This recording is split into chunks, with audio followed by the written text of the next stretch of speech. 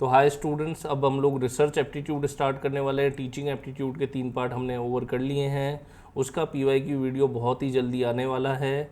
अब research aptitude में आज रिसर्च एप्टीट्यूड के थोड़े बेसिक्स, जिसके अंदर आता है रिसर्च के meaning, research objective and research characteristics. तो ये 3 टॉपिक आज हम कंप्लीट करेंगे। रिसर्च का मीनिंग, ऑब्जेक्टिव और कैरेक्टरिस्टिक्स, 3 चीज़ें आज बेसिक, पूरा जो ये पूरा बेसिक बोलते हैं इसको, पूरा का पूरा बेसिक कंप्लीट करेंगे। नेक्स्ट वीडियो में पोस्ट पॉजिटिविज्म पढ़ेंगे, उसके बाद मेथड्स ऑफ रिसर्च पढ़ेंगे और ऐसे हम आगे पढ़ते रहेंगे। तो आगे बढ़ते हैं। देखें तो रिसर्च क्या होती है देख लीजिए, यहाँ मीनिंग पे आ जाते हैं अपन सीधा। रिसर्च का मीनिंग क्या है? तो it is a structure inquiry that utilise the acceptable scientific methodology to solve the problem and create new knowledge that is generally applicable. The inquiry is aimed at understanding a thing or phenomena or solving a problem. यानी कोई problem आपको है, देखो दुनिया में ना कोई problem है, कोई भी प्रॉब्लम आपको दिख रही है, उस प्रॉब्लम को आपने लिया, उसका सॉल्यूशन निकाला। ये सॉल्यूशन क्या है? ये सॉल्यूशन ही तो रिसर्च है। आपने किसी प्रॉब्लम का सॉल्यूशन अगर निकाला तो मतलब आपने कोई न्यू नॉलेज निकाली, न्यू नॉलेज आपने निकाली, सही है, न्यू नॉलेज निकाल दी, प्रॉब्लम का सॉल्यूशन निकाल दिया। ये क्या है? ये रिसर्च है, रिसर्च के अंदर काउंट होती है। यही इसने यहाँ पे बताया कि ये एक स्ट्रक्चर्ड इंक्वायरी है, इसके अंदर स्ट्रक्चर भी होता है। ये ऐसे नहीं होता रिसर्च की कोई भी कैसे भी कर लेगा, इसका एक स्ट्रक्चर भी है जिसको फॉलो किया जाता है। साइंटिफिक है, ये साइंटिफिक मेथडोलॉजी यूज़ की जाती है, प्रॉब्लम सॉल्व की जाती है। यहाँ पर एम क्या होता है? एट अंडरस्टैंडिंग अ थिंग और फिनोमिना और सॉल्विंग अ प्रॉब्लम। ये इसका एम है मेन। रिसर्च का एम आपसे अगर कोई पूछे तो क्या बोलोगे? To solve a problem, to understand a phenomena और टू जनरेट न्यू नॉलेज। ये आपका क्या है? मेन एम होता है रिसर्च का। आई होप यहाँ तक क्लियर है। आगे देखते हैं। देखो अपन from the definition mention about there is general agreement that research is a progress is a process of inquiry and investigation, is systematic and methodological. It's systematic and methodological. ये method हटा देते हैं, methodological कर देते हैं। यानी ये systematic होती है, ये एक प्रोसेस होती है, और ये मेथडोलॉजिकल होती है, मतलब मेथड्स के बेसिस पे बनाई जाती है।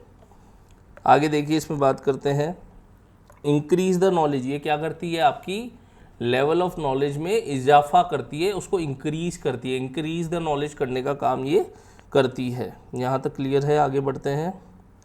इसके बाद अब रिसर्च एक एक्रोनिम बना के अपन ने यहाँ पे समझाया है कि आर का मतलब क्या होता है?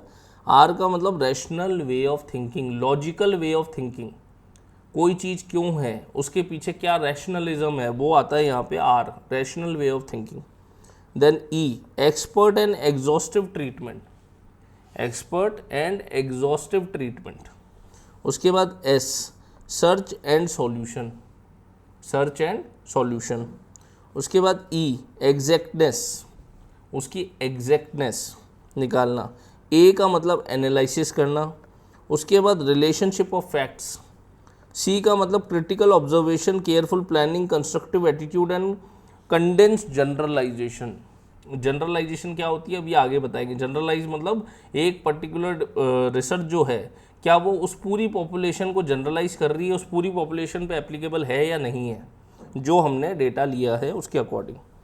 एच का मतलब होता है honesty and hard working, honesty and hard working. तो रिसर्च रैशनल होनी चाहिए, एक्सपर्ट होते हैं यहाँ पे जो काम करते हैं, सर्च एंड सॉल्यूशन होता है, एग्जैक्टनेस होती है, एनालिसिस होता है, रिलेशनशिप ऑफ फैक्ट्स होता है, क्रिटिकल ऑब्जर्वेशन होता है, और हॉनेस्टी एंड हार्ड वर्किंग यहाँ पे आदमी चाहिए। ये सब चीज़ें होनी चाहिए। आगे देखिए, आगे बढ़ते हैं। रिसर्च के ऑब्जेक्टिव क्या है? रिसर्च के ऑब्जेक्टिव्स, क्या उद्देश्य है रिसर्च के? The typical objective of research can be summarise as follow. Typical objective क्या है रिसर्च का? To gain with a new phenomena और develop new insight into phenomena. क्या बोल रहा है ये? टू गेन न्यू फिनोमिना और develop new insight into phenomena. या तो नया नॉलेज बना दो, या तो नया नॉलेज बनाओ, या तो जो नॉलेज है उसमें ही कोई चीज़ ऐड कर दो, उसको बोलेंगे रिसर्च। उसके बाद review and synthesise the existing knowledge, review करो और सिंथेसाइज, उसको सिंथेसाइज मतलब टुकड़ों में बांटो। ये क्या करता है, एग्जिस्टिंग नॉलेज को टुकड़ों में बांट करके एनालाइज करो, उसका छोटे छोटे टुकड़ों में बांटना सिंथेसाइजेशन होता है। आगे देखो, इन्वेस्टिगेट सम एग्जिस्टिंग सिचुएशन और प्रॉब्लम, इन्वेस्टिगेट करना, कोई पर्टिकुलर सिचुएशन है, क्यों आई ये सिचुएशन, एक पर्टिकुलर जगह कोई इंसिडेंस हुआ, क्यों हुआ, उसका कारण क्या है, कॉज क्या थी उसकी जिसकी वजह से ये इफेक्ट आया, वो ढूंढना। Offer solution to a problem, किसी प्रॉब्लम का सॉल्यूशन निकालना। Explore and analysis more general issues, construct और क्रिएट न्यू प्रोसीजर और सिस्टम, जनरेट न्यू नॉलेज। तो आप मेरे हिसाब से समझ गए होंगे अभी तक, rational way of thinking, exactness, expert, उसके बाद सॉल्यूशन निकालना किसी प्रॉब्लम का, एम क्या है, टू जनरेट न्यू नॉलेज और न्यू फिनोमिना, या फिर एग्जिस्टिंग फिनोमिना में ही कोई नई नॉलेज उसको क्रिएट कर देना। ये सब चीज़ें रिसर्च में आती है। रिसर्च जनरलाइजेबल होनी चाहिए, बेसिक आप समझ गए, बेसिक, ठीक है। अब आगे बढ़ते हैं। तो आगे है रिसर्च कैरेक्टरिस्टिक्स, रिसर्च की क्या क्या विशेषताएं हैं। तो पहला आता है ऑब्जेक्टिविटी। क्या है पहला, ऑब्जेक्टिविटी। ऑब्जेक्टिविटी मतलब it means research must be without any bias, research जो है वो हमेशा बिना किसी बायस के होनी चाहिए, उसमें कोई भी बायस इंक्लूड नहीं होनी चाहिए। All other characteristics are build around it, और सारी जो कैरेक्टरिस्टिक्स है वो इसी के अराउंड बिल्ड होती है। Critical examination of the research method to avoid any bias, critical examination क्या है of the research method to avoid any bias. अब बायस क्या होता है जी, ये बायस वर्ड क्या है, BIAS, बायस का मतलब होता है आपका कोई पर्सनल इंटरवेंशन उसके अंदर नहीं होना चाहिए। मतलब जैसे कि आपने एक रिसर्च करने के लिए एक डेटा लाए, ठीक है, आपको पता है ये डेटा जो है ये सही नहीं है, ये आपको पता है, ये डेटा से अपना जो अपन जो चाह रहे हैं वो नहीं निकलेगा, ठीक है, ये अपन को पता है, लेकिन फिर भी आप इसको सही मान लो, तो ये आपका बायस है, ये आपका बायस है। आप ज़बरदस्ती अपनी रिसर्च जल्दी पूरी करने के लिए गलत डेटा ले रहे हो। एक और एग्जांपल देता हूँ, आपने डेटा लिया, सही है डेटा सही है, आपने जगह से कलेक्ट किया, इसका जो रिज़ल्ट आया वो आपके अकॉर्डिंग नहीं आया, आपकी हाइपोथेसिस से मैच नहीं किया उसने। यानी आप सोच रहे थे कि ये रिज़ल्ट आएगा, रिज़ल्ट आ कुछ और गया, आपकी रिसर्च के उलट ही कोई रिज़ल्ट आ गया। अब आप क्या कर रहे हो, ज़बरदस्ती उस रिज़ल्ट को अपनी रिसर्च के अकॉर्डिंग बना रहे हो कि नहीं ये रिज़ल्ट नहीं है, एक्चुअल में तो ये रिज़ल्ट है। तो ये क्या है, ये भी बायस है। अगर कोई बायस ऐसा आप कर रहे हो क्रिएट, तो वो ऑथेंटिक रिसर्च में काउंट नहीं होता है। तो रिसर्च में ऑब्जेक्टिविटी मतलब फ्री फ्रॉम पर्सनल बायस होना चाहिए, कोई आप पर्सनल बायस उसके अंदर क्रिएट नहीं करेंगे। आगे आते हैं, आगे है रिलायबिलिटी। रिलायबिलिटी क्या होती है, reliability in the context of research is consistency. यानी क्या, अब देखो आगे बताता हूँ, it refers to the extent to which an investigation procedure consistent result.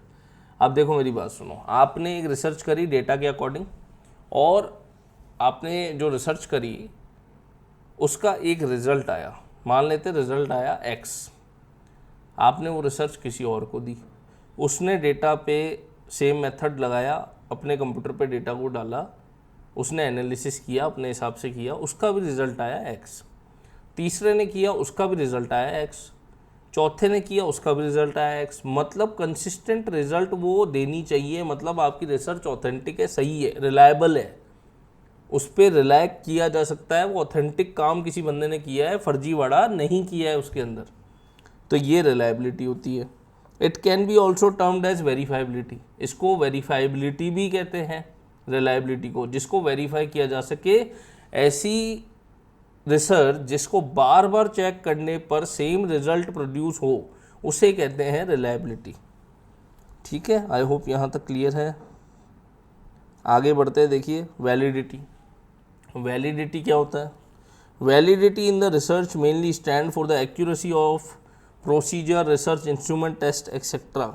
आप कैसा प्रोसीजर, कैसा टेक्निक, कौन सा सोर्स जिससे आप डेटा को एनालाइज करोगे, यूज़ कर रहे हो, क्या वो ऑथेंटिक है, क्या वो प्रूवन है, क्या वो सही है, ये सब चीज़ें किसके अंदर आता है, वैलिडिटी के अंदर।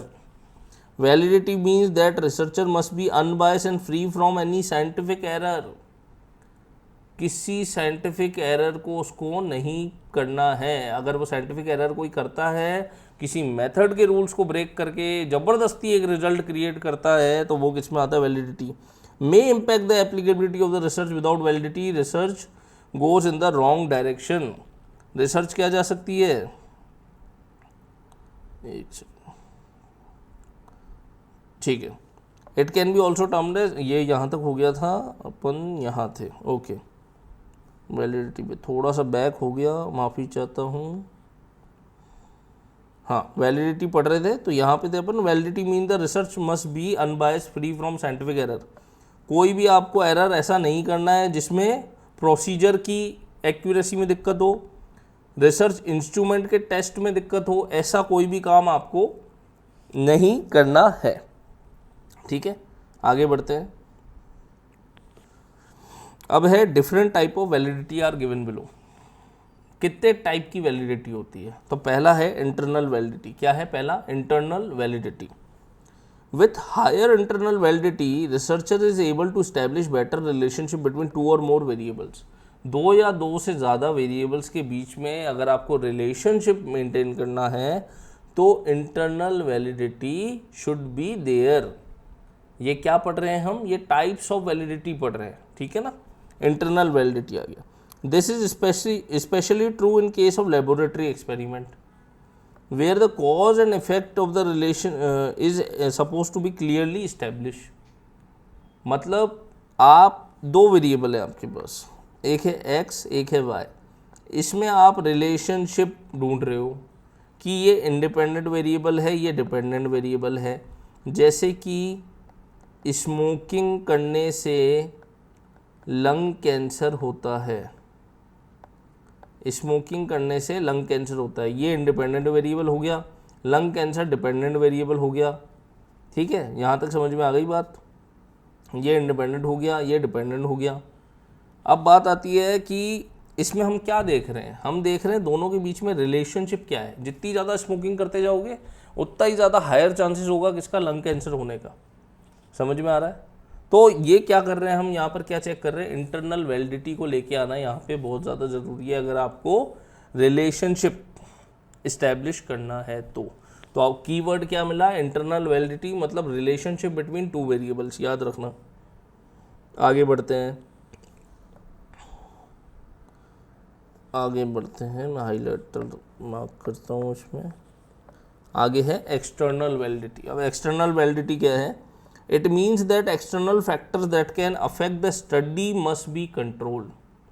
ऐसे फैक्टर्स जो कि स्टडी को अफेक्ट करते हैं एक्सटर्नली, उनको कंट्रोल में करना चाहिए। ठीक है, जैसे मैं कुछ केमिकल्स पे एक्सपेरिमेंट कर रहा हूँ, दो केमिकल ले रहा हूँ। अब जो मैं दो केमिकल ले रहा हूँ, अगर मेरे लैब का गेट खुला हुआ है, कुछ बैक्टीरिया वायरस बाहर से आ रहे हैं, तो क्या वो जो मैंने एक्सपेरिमेंट किया वो सही होगा, नहीं होगा ना, क्योंकि लैब का एनवायरनमेंट तो बिल्कुल पैक्ड होना चाहिए, बिल्कुल भी बैक्टीरिया वगैरह कुछ भी अंदर नहीं आना चाहिए, है ना। तो it means the external factor that can affect the study must be controlled. For example the response of the respondent in social science survey may be affected by the मियर present of the non participant of the observer. अब समझो यहाँ पे ये क्या कह रहा है।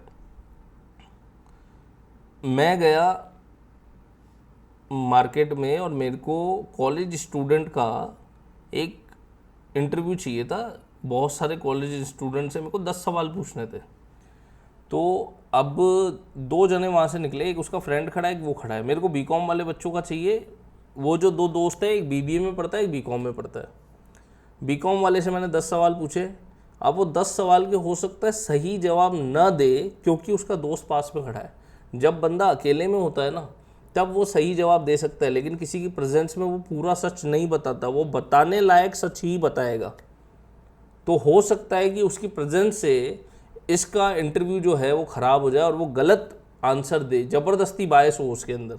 तो ऐसे भी ये एक्सटर्नल वैलिडिटी को मेंटेन करना भी अपन को बहुत ज़्यादा ज़रूरी होता है। आगे देखिए फेस वैलिडिटी। फेस वैलिडिटी क्या होती है? फेस वैलिडिटी मतलब by valid we means that, ये गलती से आ गया है, by valid means that the survey and questionnaire accurately measure what they are suppose to measure. Questionnaire और सर्वे क्या है? वो ही मेजर कर रहे हो जो वो सपोज करते हैं मेजर करने का। जो सवाल आप पूछना चाह रहे हो, जो आपकी रिसर्च क्वेश्चन से, रिसर्च प्रॉब्लम से रिलेटेड है, उसी से रिलेटेड क्वेश्चन आंसर उसके अंदर होने, क्वेश्चन उसके अंदर क्वेश्चनियर में होने चाहिए, सर्वे में होने चाहिए। उसके अलावा आप कोई क्वेश्चन नहीं पूछेंगे।